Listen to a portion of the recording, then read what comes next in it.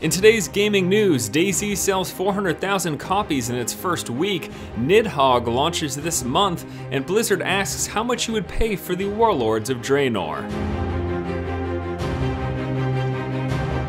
Hello ladies and gentlemen, welcome back to the show. Force here with your day's gaming news. First up today, the DayZ has sold more than 400,000 copies. We are of course talking about the standalone version of the Arma mod, which launched just a couple of weeks ago. In its first week of sales, according to an update on the DayZ website, more than 400,000 copies of the game were sold. It has over 40,000 concurrent users, and even though the game is currently in alpha and has a lot of work to be done, there's clearly a ton of excitement behind this title. You know, when the DayZ standalone first launched a couple of weeks ago, I said I really wasn't sure how well it was going to do, because frankly, I thought that most of the people who wanted to play DayZ had gotten their fill from the mod. Well, it turns out that is in fact not the case, and people are not only still interested in DayZ, but they're willing to pay for a standalone version. If you happen to buy into DayZ in its current state, just realize it's not finished, it's still pretty buggy, and there's a lot of features that are coming that aren't there yet.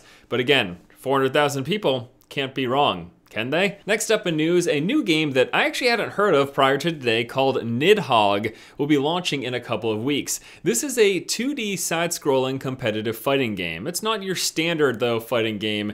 It's more focused on swordplay and crazy action. So in Nidhogg, two players will be competing to reach opposite ends of a linear map. They'll be doing so by jumping and sliding across each other, sword and fist fighting, and just all sorts of craziness. You're able to like roll, pick up a sword, and throw it at your opponent. Now I know lots of people are probably gonna scream, graphics! Why is this game all pixels? But if you put that aside and you look at the actual gameplay, it looks pretty smooth, and it looks like this could be a really fun competitive game. So it will be coming out in 2 weeks from now. The actual set release date is January 13th. So actually, I guess that's about a week from now. So yeah, it's coming out very soon. I'm excited because, you know, graphics aside, this looks like it could be a fun competitive experience. Mano-a-mano, battling against each other, throwing swords, doing fencing stuff. I mean, I don't know, it looks like something that I would be interested in.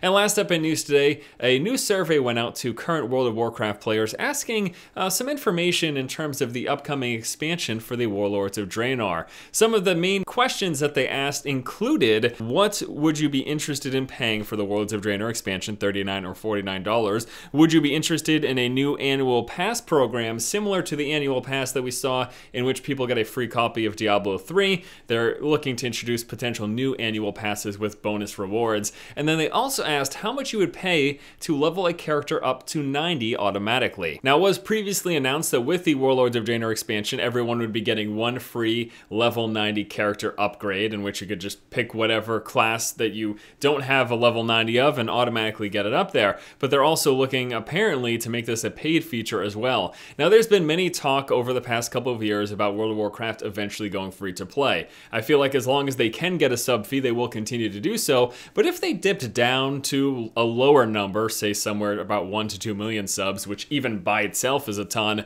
that may be a time where they would eventually consider going free to play. And all of these paid features that they're slowly implementing over time through the cash shop, being able to purchase specialty mounts and little mini pets and things of that nature, I think it's just helping them ease into that eventual possible future of a free-to-play World of Warcraft. But again, don't expect that to happen anytime soon because they're still making plenty of money. Alright guys, that's going to do it for today's episode of the show. As always, thank you so much for watching. Please be sure to comment in the comment section below about any of the topics discussed here today.